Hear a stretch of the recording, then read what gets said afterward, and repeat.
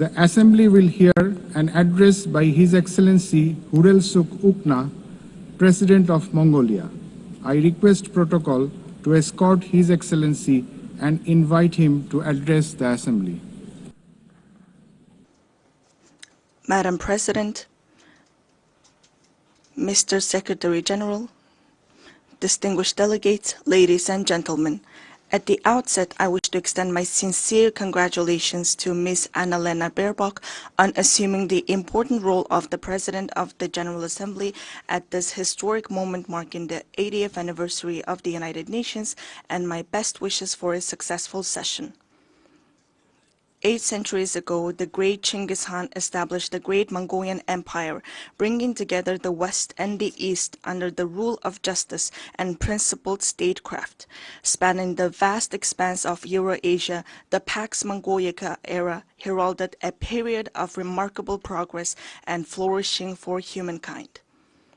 The Pax Mongolica embodied progressive ideals that form the basis of today's collective efforts to maintain global peace and stability.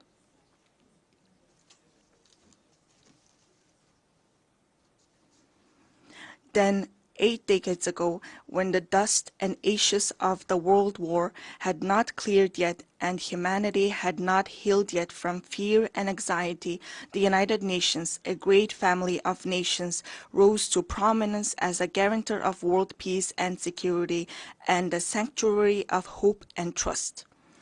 Since its establishment, the United Nations has illuminated humanity's path, serving as a steadfast beacon of hope and trust for nations to maintain peaceful coexistence and share a prosperous future. In today's volatile and challenging international environment, we welcome Better Together, 80 years and more for peace, development, and human rights as the theme for the 80th session of the General Assembly and the general debate.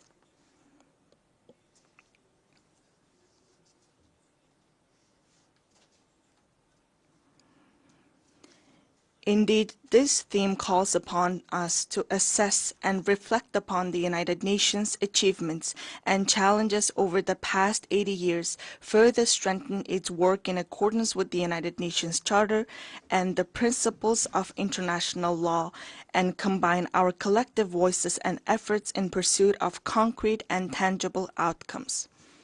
Distinguished delegates, Mongolia has consistently upheld the United Nations Charter and universally recognized principles and norms of international law, respecting the independence, sovereignty, and territorial integrity of all states, resolving disputes by peaceful means, respecting human rights and freedoms, and fostering equal and mutually beneficial cooperation.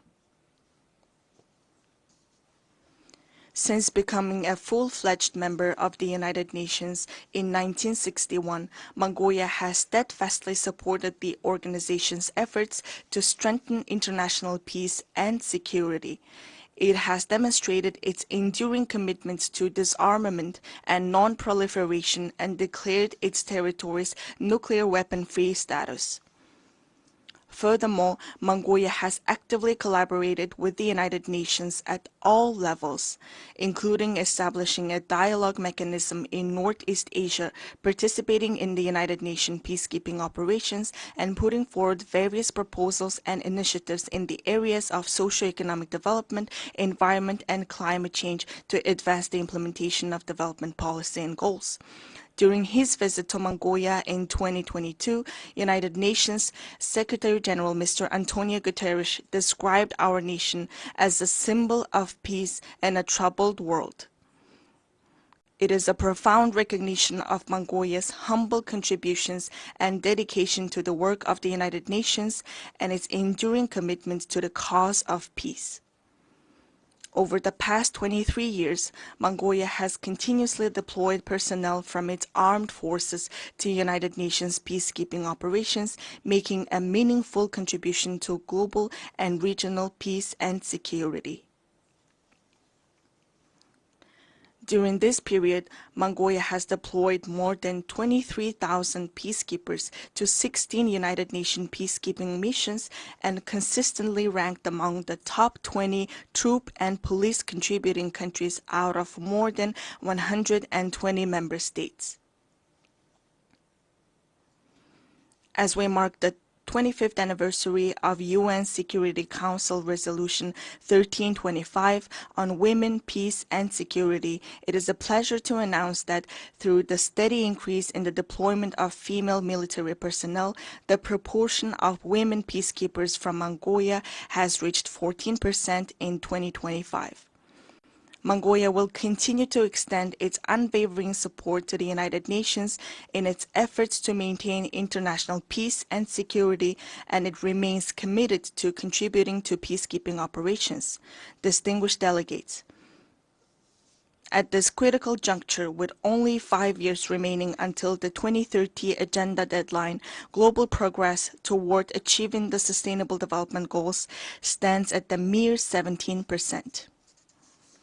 According to the Sustainable Development Report 2025, Mongolia's implementation of the SDGs has reached 66.7%, ranking it 14th in the United Nations Multilateralism Index. This is a testament to our decades-long efforts and a worthy achievement. I want to acknowledge the tremendous efforts of the international community and all member states in advancing the implementation of the Sustainable Development Goals. We welcome the outcomes of the 4th International Conference on Financing for Development held recently in Seville, Spain, where a broad consensus was reached on the crucial role of financing in achieving the Sustainable Development Goals. We also appreciate that the conference agreed to increase the engagement of developing countries and take comprehensive actions aimed at reforming the current international financial architecture. Within the framework of implementing the Seville commitment adopted at the conference, it is essential to direct international development cooperation towards supporting the most vulnerable groups and addressing their challenges.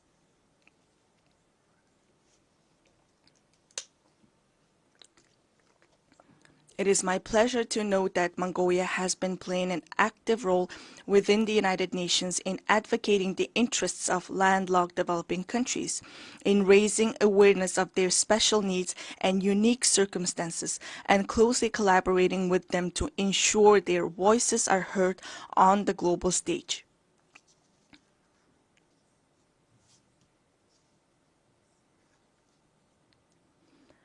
The 3rd United Nations Conference on Landlocked Developing Countries convened in August in Turkmenistan and adopted the Avaza Program of Action for 2024 and 2034. Landlocked developing countries have long faced trade and economic development challenges due to their geographic location. Member states have committed to implementing the program to advance the development of landlocked developing countries over the next decade and bring positive improvements to the livelihoods of more than 600 million people living in these countries. To ensure the effective implementation of the Avaza Program of Action, it is crucial for landlocked developing countries to align their national development plans with the program while mobilizing all available resources to strengthen regional integration and cooperation.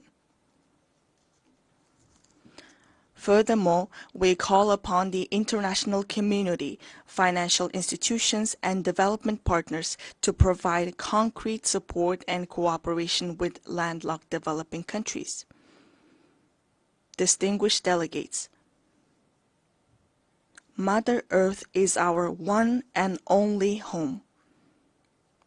However, as a result of humanity's careless behavior towards the environment, Mother Earth, with her very existence under threat, is sending a distress call like a patient in critical condition. If we do not take resolute action to preserve our Mother Earth now, she will inevitably find her own way to survive, with or without us.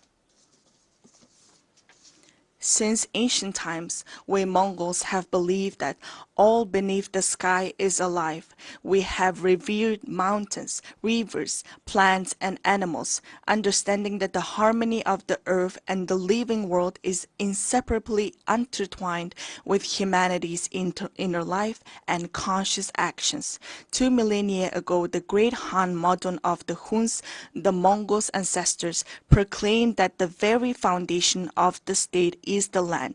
Thus, UNESCO recognized this time-honored tradition of revering nature by inscribing the Mongolian traditional ritual of worshipping sacred sites on the last of the intangible cultural heritage in need of urgent safeguarding.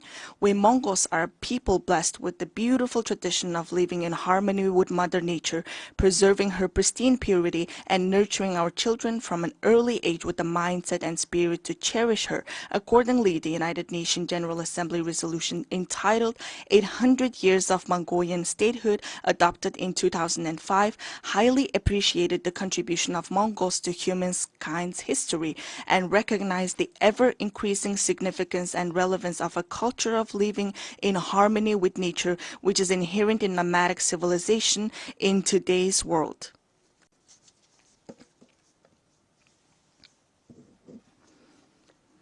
Today, we are committed to sharing our cultural heritage and traditional knowledge, rooted in a profound respect for living in harmony with nature, with the international community as a valuable contribution to building resilience and enhancing adaptation to climate change. In 2026, Mongolia will host the 17th session of the Conference of the Parties to the United Nations Convention to Combat Desertification and observe the International Year of Rangelands and Pastoralists. In this spirit, our country, in partnership with the United Nations, spearheads the International 10-Year Rangeland Flagship Initiative. We warmly invite you to join us in supporting and collaborating on this important endeavor. Mongolian people say, the source of life is water, and the source of water is tree. Access to safe drinking water is declining worldwide, with 3.6 billion people currently affected by water scarcity. Therefore, it is imperative for countries to implement integrated management of land and water resources in a coordinated manner and to place special emphasis on preventing water scarcity. I cordially invite you all to participate at the highest level with broad participation in the 17th session of the Conference of the Party to the United Nations Convention to Combat Desertification, scheduled from August 17 to 28, 2026 in Ulaanbaatar. This conference seeks comprehensive solutions to adapt to climate change, protect and enhance water resources, and combat desertification and land degradation. Distinguished delegates, from the moment of birth, we Mongols have grown up on horseback, carrying our glory across the world on noble steeds and contributing to the writing of humanity's proud and enduring history. We Mongols are a nation steeped in a unique cultural heritage. We honor our noble horse in our state emblem, craft our state flag with the mane and tail hair of our swift steeds, and the souls of people around the world are spellbound by the haunting melody of horse fiddle known as the Morning Hor. Since ancient times, horses have been integral to human livelihoods, culture, and civilization. With the goal of preserving and safeguarding cultural heritage and traditions associated with horses and highlighting their enduring role in humankind's livelihoods, Mongolia proposed a resolution to designate July 11th as World Horse Day. This resolution was adopted during the plenary meeting of the 79th session of the United Nations General Assembly on June 3, 2025. On this occasion, I would like to extend my deepest gratitude on behalf of the horse-loving people of Mongolia to all UN member states for their support in adopting this resolution to designate and observe World Horse Day on the day of Mongolia's National Naadam Festival, which is also inscribed on UNESCO's representative list of the intangible cultural heritage of humanity.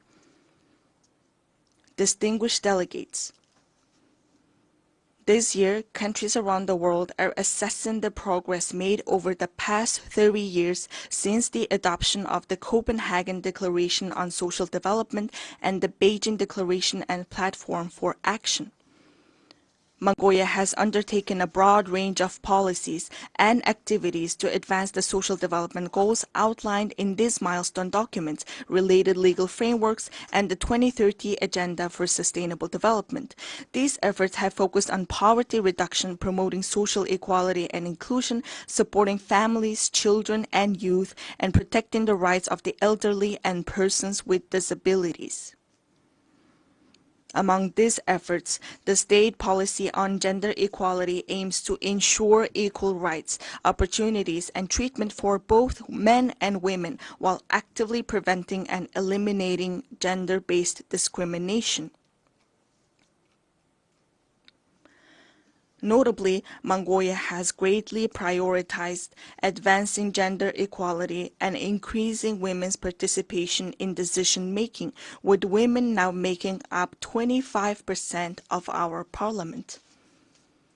We are pleased to underscore that, according to the Global Gender Gap Report 2025 by the World Economic Forum, Mongolia ranked 65th globally, improving by 20 places from the previous year and securing 5th place in the Asia-Pacific region.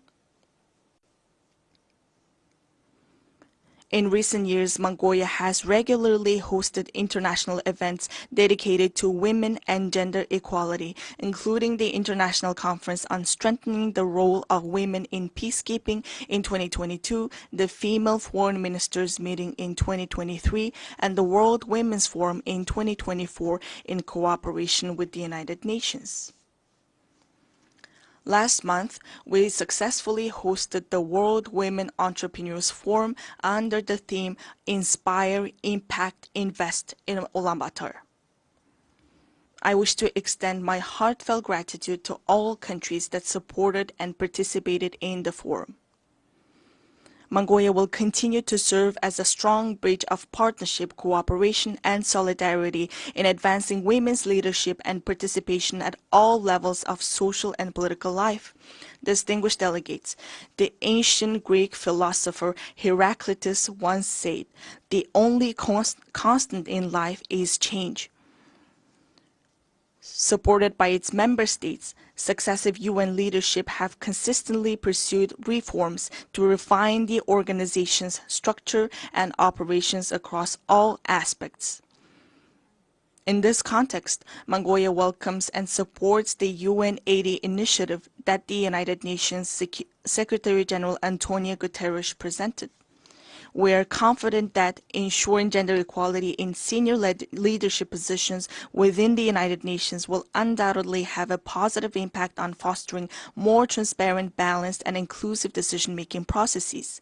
Therefore, we support initiatives to nominate women candidates for the UN Secretary-General and the Rotation for Equality initiative, which calls for gender rotation in the UN General Assembly President's position.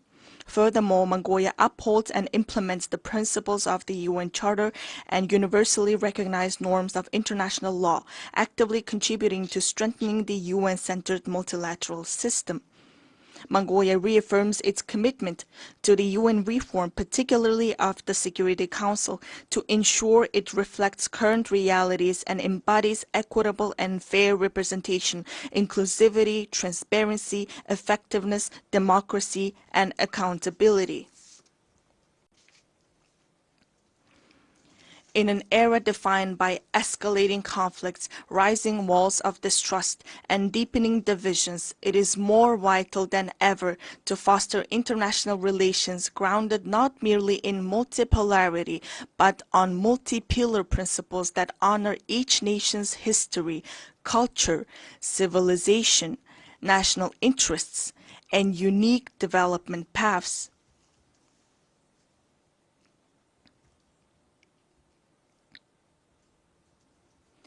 The United Nations was established 80 years ago with the noble goals of saving humanity from the scourge of war and maintaining international peace and security. The United Nations, the cornerstone for the peaceful and harmonious coexistence among nations, must be reinforced and empowered through strong multipolar principles that ensure equal rights and balanced influence. Therefore, let us reflect solemnly on whether the mission entrusted to the United Nations 8 decades ago has been fully realized, and let all member states join hands in a shared commitment to revitalize the organization into a powerful institution strong enough to usher in Pax Globalica, a lasting world peace, by embodying the ideals of the Pax Mongolica, which laid the foundation for peaceful coexistence among nations and human progress 8 centuries ago. At this pivotal moment, as we commemorate the historic 80th anniversary of the United Nations, I would like to emphasize the growing importance of its role in fostering mutual understanding, trust, and respect among nations, as well as in advancing peace, stability, development, and the vision of a world free from war.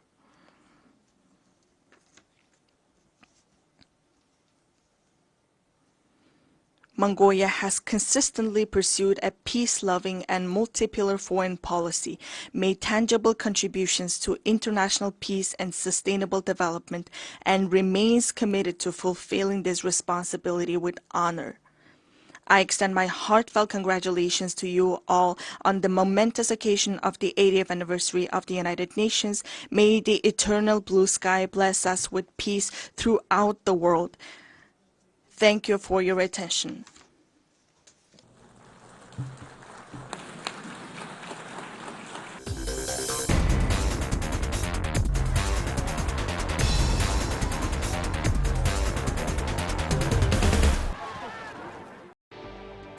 Халуун амины үнэтэй, хатан зоригийн иртэй, хайчин галын шуургатай, алдашгүй хэдийн түүхэн ич шестэрт өсөлгүй.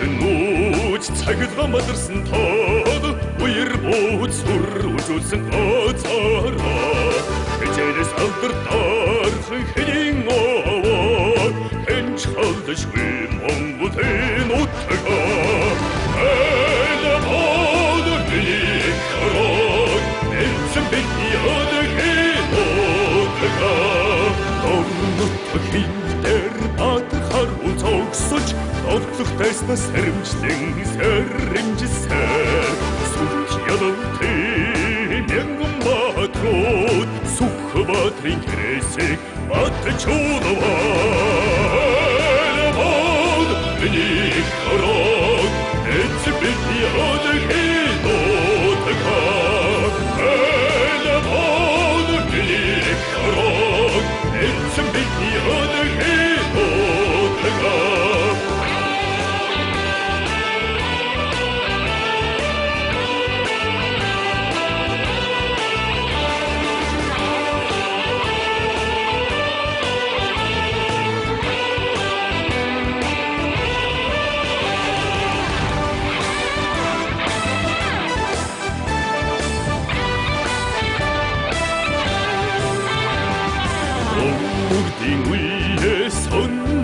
Хүртэд өндөр ядалтай содмотаг Урач баатар эрчүүдийн ялгалт байгуулсан сүрт тавтай Элэмод миний хорог эцэг бидний одгийн утга Элэмод миний хорог эцэг бидний одгийн утга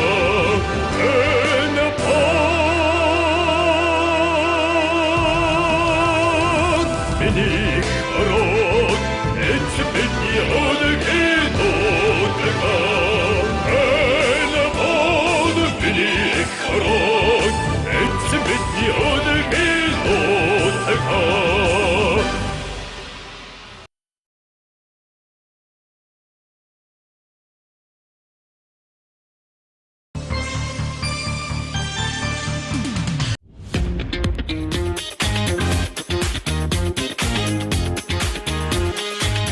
алдартай хөгжимчид ч гэсэн хизээ нэгэн цагт анхлан суралцагч байсан.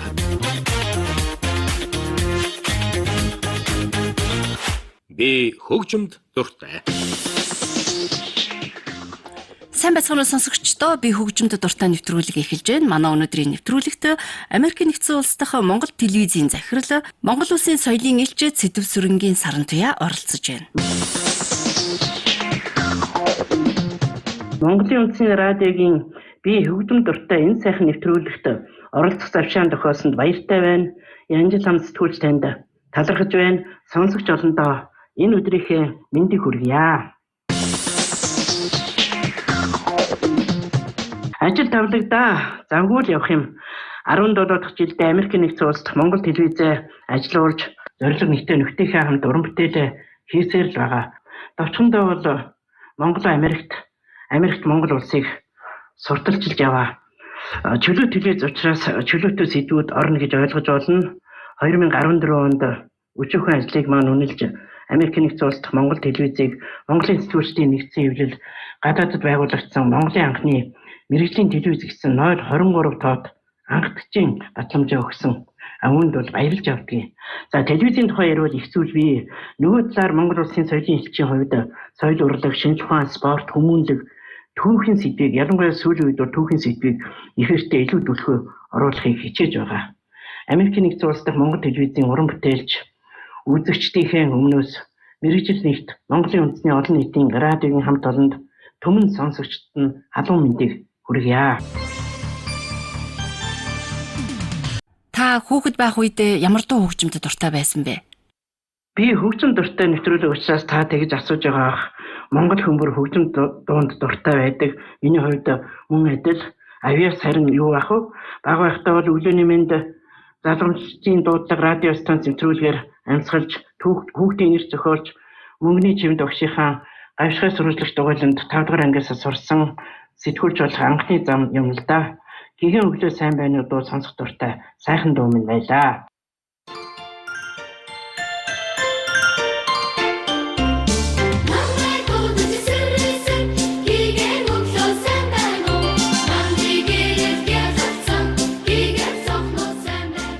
Гаяат болсон наран цэцэгч мөн үеийн хүүхдүүд дуулж ирсэн өглөөний мэнд нэвтрүүлгээр сурагчийн мэдээ сурвалжлага өгч зарим дугаарыг нь уншдаг байлаа. Монголын радиогийн тухайн үеийн сурвалж хөгтийн редакц бол 2 дахь гэр маань болсон байсан. Ирээд дурсахад бол соёлын таатай байна.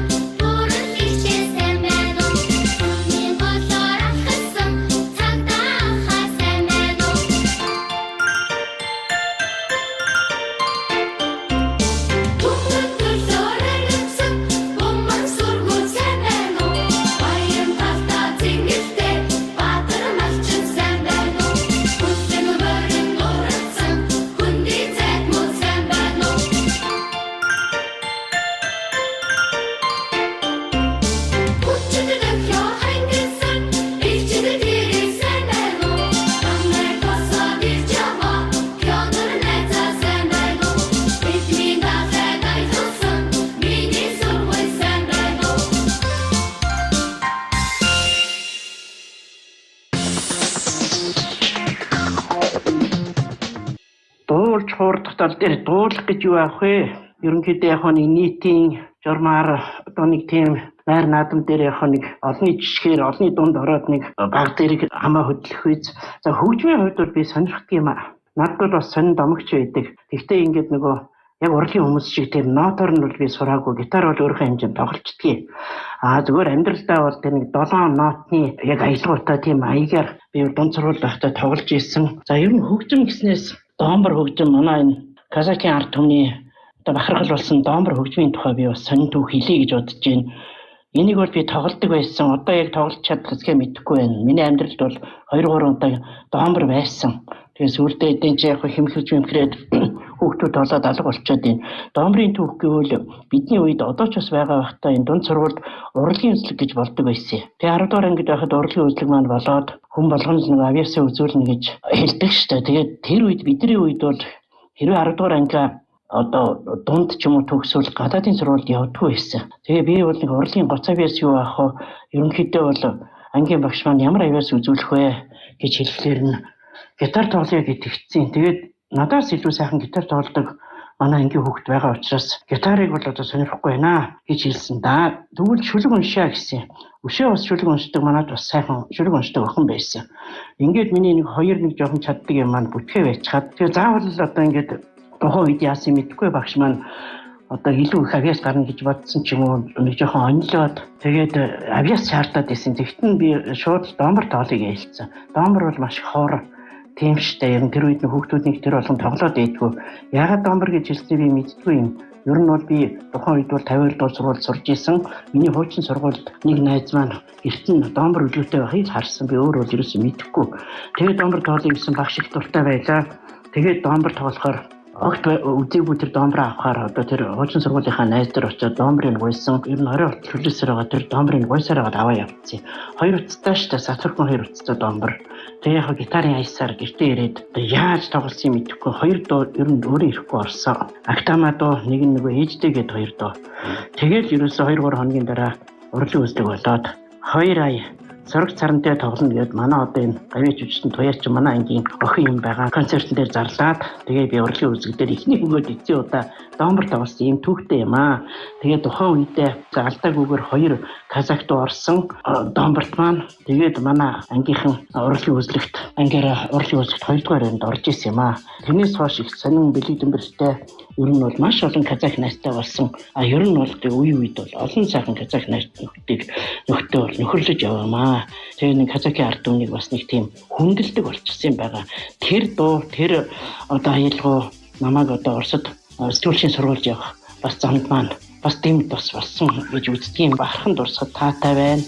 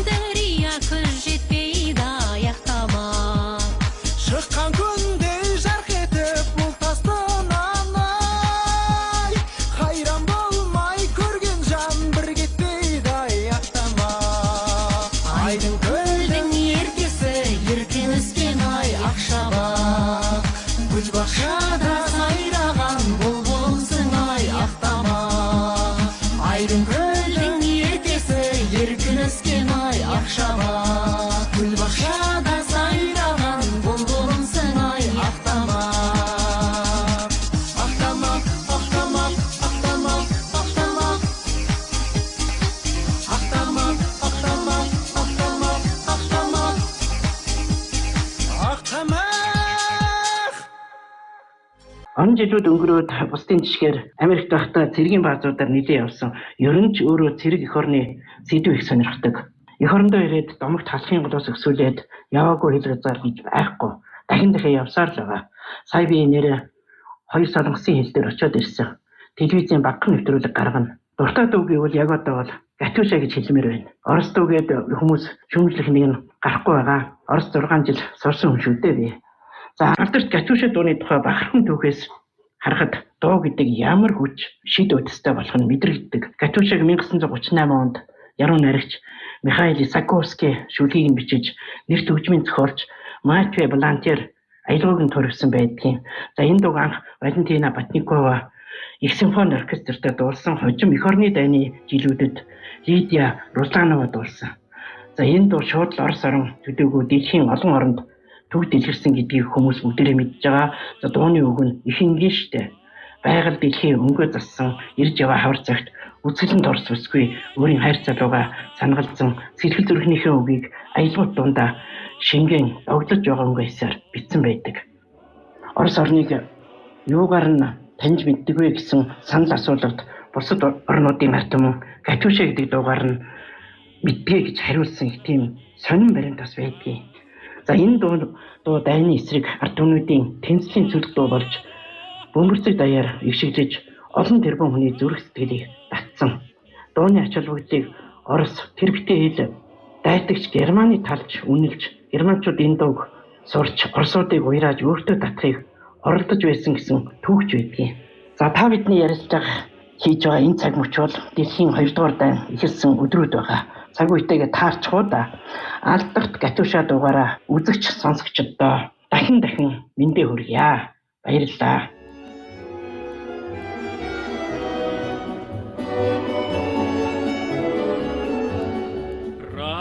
Расцветали яблони и груши, поплыли туманы над рекой. Выходила на берег Катюша, на высокий берег, на крутой. Выходила на берег Катюша, на высокий берег, на крутой. Выходила, песню заводила про степного сизого орла, про того, которого любила, про того, чьи письма берегла. Про того, которого любила, про того, чьи письма берегла. Пойте песня, песенка девичья, и летит за ясным солнцем свет, и вальсу на дальнем пограничье, под Катюшей передай привет. И вальсу на дальнем пограничье, под Катюшей передай привет. Манай нэвтрүүлэгт Америкийн нэгдсэн улсынхаа Монгол телевизийн захирал, Монгол улсын соёлын элч Цэдэв сүрэнгийн Саран Туяа оролцлоо. Би хөгжим дуртай нэвтрүүлэг шин дугаараа та бүхэнд хүргэлээ. Нэвтрүүлгийн дараагийн дугаар хүртэл баяртай. Пусть он землю перешет родную, а любовь Катюша сбережет. Пусть он землю перешет родную, а любовь Катюша сбережет. Расцветали яблони и груши, поплыли туманы над рекой. Выходила на берег Катюша, на высокий берег, на крутой. Выходила на берег Катюша, на высокий берег, на крутой.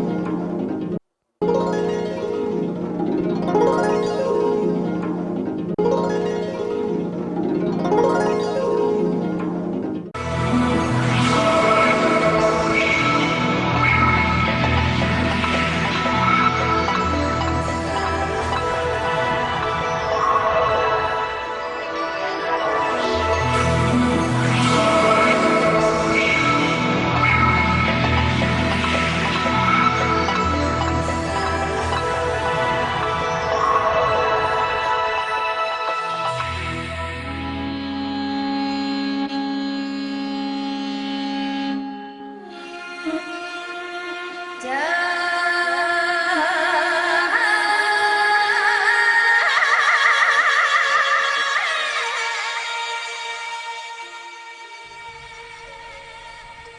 үндэстний оршихуйн үндэс суурь болсон оюун санааны хөгжил, төлөвшил, дархлаа санамж нь дөрвөн улирлын өнгө төрх хэм хэмнэл, мөн чанар, амь амьсгалтай салшгүй холбоотой. Нүүдлийн соёл хэмээх ойлголт нь зөвхөн ахуй амьдралаа залан жолоодох төдий хэвшил бус.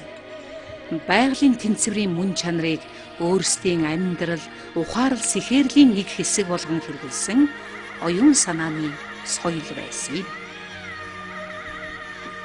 Хүмүүний амьдралд эхлэл, төгсгөл хэмээх хил хязгаар байдаг бол харин оюун санааны амьдралд эхлэл, үргэлжлэл, дахин эхлэх, үргэлжлэх гэж бий. Яг л эргэх дөрвөн улирлын төгсгөл үгүй эхлэл шиг, их нүүдэл шиг, буух буудал шиг. Ийм ухаарсан өвгдийн захиас оюун санааны жин тээсэн их нүүдэл болон бидэн рүү илгээжээ.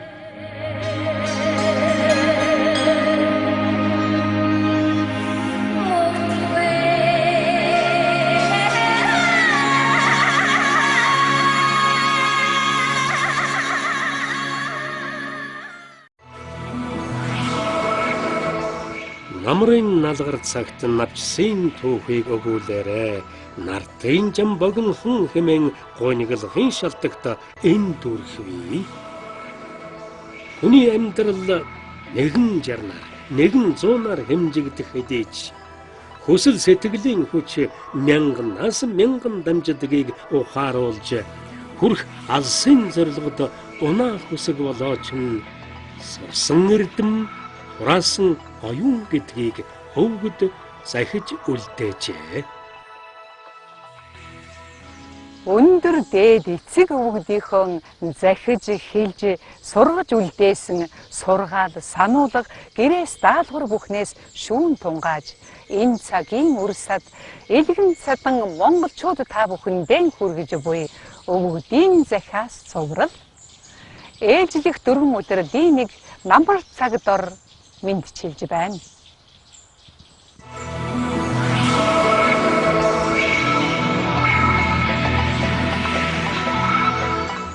Их хаан Чингисийн захиас хүн байх үеийн эхлэл 9 эрдмийн сургаал хэмээгчээр уламжлан хүн биш болох хуйг ухаарах өгөөдөө хааны гимшлийн 6 сургаалаар үргэлжилж хүнийг оюунт хүмүүний зэрэгт хүргэж оюуны онс чагтыг тайлах шид хутаг болсон оюуныг нэг чимээгдэх оюун түлхүүр сургаалаар дамжин эртний нүүдэлч монголчуудын хан хөвүүд хатан охиддон хэлж сургасан захиас үгсээр хүрээгэн тэллээ. Оюунан гээсэн үндэстэн оршихуугаан гээснээс ялгаагүй учир Монголын гих оюун санааны үнэт өв өрлөг их сан хөмргөөс туслыг ч болов тунгаан авч тарих оюундан шингээхийн уриалга болсон өвгдийн захиасаа эхлүүлье. Туслыг хураавал далай болдог, дуулсныг хураавал эрдэм болдог гэнэм. Эрх мэдээлт их хаан өөрийн орондоо хүндтэй. Эрдэм ухаантай мэрэгэн хүн хаа явсан газар таан хүндтэй. Цэцэг хэдий сайханч нэг зуны чимэг.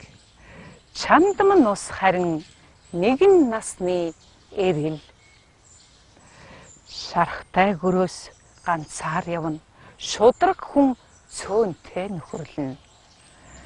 Газар дунсан хүн газрыг тулж босно. Зовлонг таньсан хүн бусдыг дэмнэж босгоно. Сохор хүн сохор хүнээ хөтөлж чадахгүй.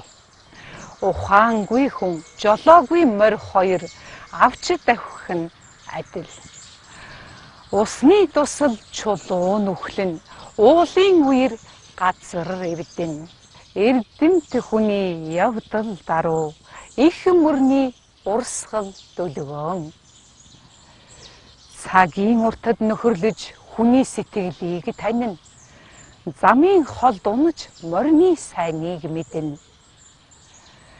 Энэ насны идэ олбор баялаг тэргүүтэн ихэд хитрхи хурж гинэт баян бол бос. Элбэг сүтэ үнэ хэдий шимтэй боловч эцэстэн хожирдгийг санаж сэжиглэн үйлдвэс зохилтой. Зүги цэцгийн бал хураахтан өнгөнд нь хууртаж буй шимэнд нь автахал угайдал. Зөөж хурааж цуглуулснаа эс бүрэлгэн сахиваас буйн тогтох. Зөв шудраг олзо хэмээн чухалчлан сайшаа муй. Хүнийг хатгах хорт могой мэт сэтгэлтэн өнгө сайтай нэлбэг. Хүнийг хайрлах өр зөөлөн үйлстэн дорой даруй нэх. Цөөхний төлөө олныг жаахны тулд ихийг одоогийн тухайд хожимыг огоот доройтуулан бүү үйлдэн. Энэ биеийн илүүд магтах эд агуурсанд эс ханах бусдын сайнд өшөрхөх гурав буйныг барахын гурван шалтгаан буюу унтах нойрон дамташих, хийх үйлэнд зүрхшээх, шалиг үгэнд дурлах гурав. Ажил үрхийн гурван шалтгаан буюу хоёулын үйлэнд тачи ангуй, архины амтанд шунангуй, явдлын мөртөс сэрэмжигүй гурав. Өвчнийг үүсгэн үгээр нь доройтохын шалтгаан буюу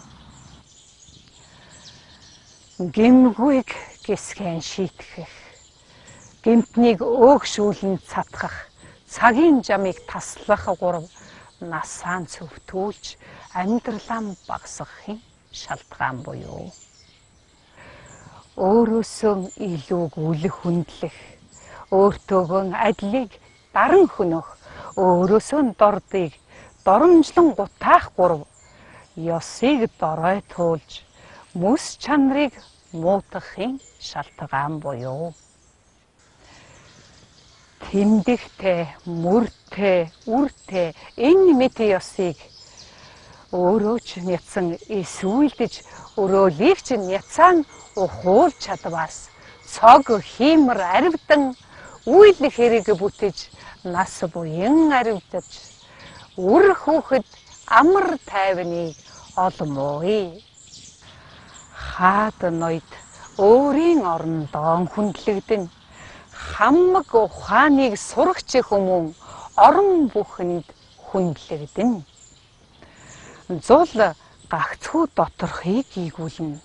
Нар харин аль бүхнийг гийгүүлнэ. Тиймийн учир нар луга сэтгэл, далай луга эрдэм, тэнгэр луга ухааны тулд амьдар. Мэргэд чуулан зөвшөөрч нийлбэс улас бэхчих. Мунхаг дээрэнгүй нугууд чуулбаас гимиг аривжуулж төрийг худалд мууй хэмээн анхааруулн захиж үлдээсэн өвгдийн захиас дуусашгүй өв дундаршгүй эрдэм билээ.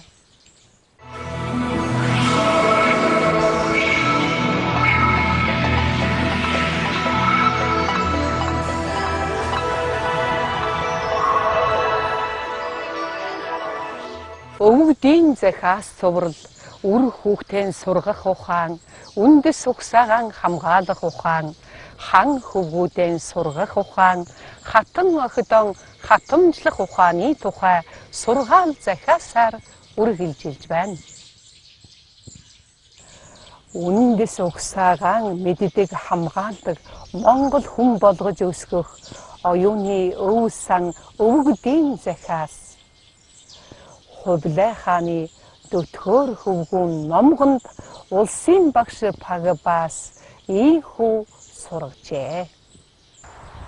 Үнэндээ хөвгүүн чиний хотол чуулган алим буй энэ бүхэн өөрийн чинь урд урдийн төрлийн үйлдсэн буйны эрх өршөөлт эцэг хийгээд өрлөг их хэлүүгээ үнэн сайн тусыг үйлдэсний ачаар бүтсэн хувь заяа мөн буюу.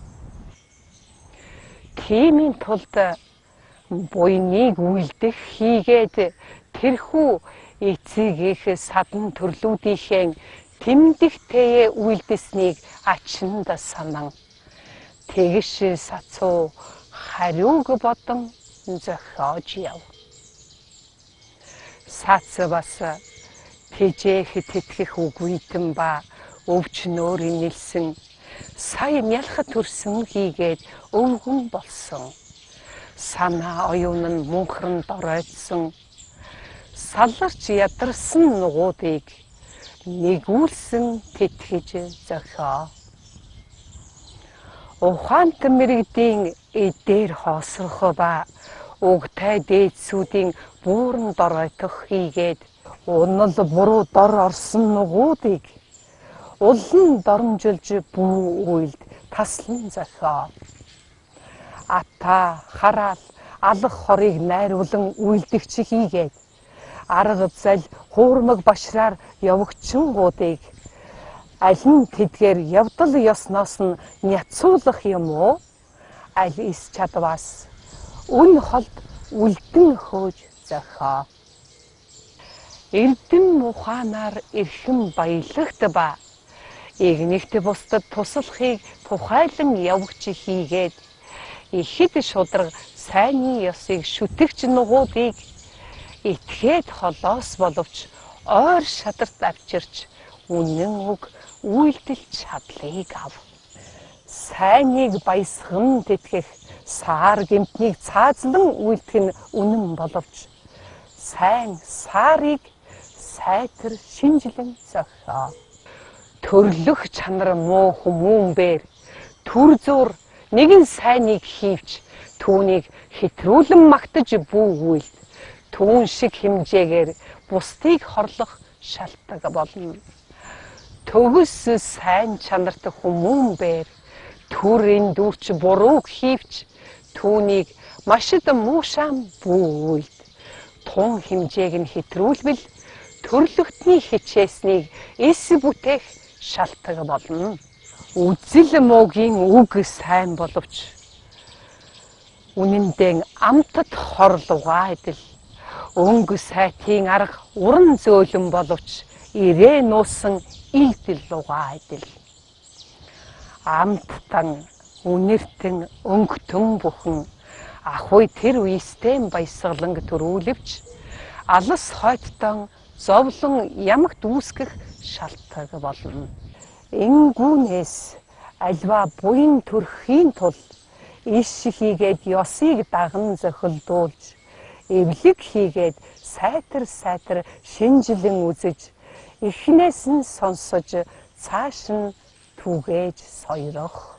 Хувлай хааны хөвгүүнд сурган загсан энэ үгс бол үр хөвгүүн болж төрсөн нь өөрийн болон эцэг эхийн урд урдын хураасан их буйны үр хөрөнгө мөнийг ухуулан сануулад иймд энэ язгуурт төрсэн эрдэнэт хүний биеийн хэрэг тусыг төгс гүйцээж төрийг тэтгэх улсыг засахад өөрт нөхөр болох эрдэн номтыг түших өчүүхэн нялах өтөл доройг тэтгэх арга башраар явагчдыг муу явдлаас няцуулах их шудраг сайныг ойр шадарт авчрах урдын хаадын цаад суртлаас уламжлан авч үртэй сайныг суралцах зэрэг олон чухал нарийн сургаалыг өгүүлсэн байна. Энэ бол үр хөвгүүнээ баг балчраас нь төрийн эрдэмт сургаж цагаас нь хожимдолгүй наснаас нь хоцролгүй алсын хэрэг цаашдын явдлыг зөвлөн засахыг хичээн загсан захиас юм.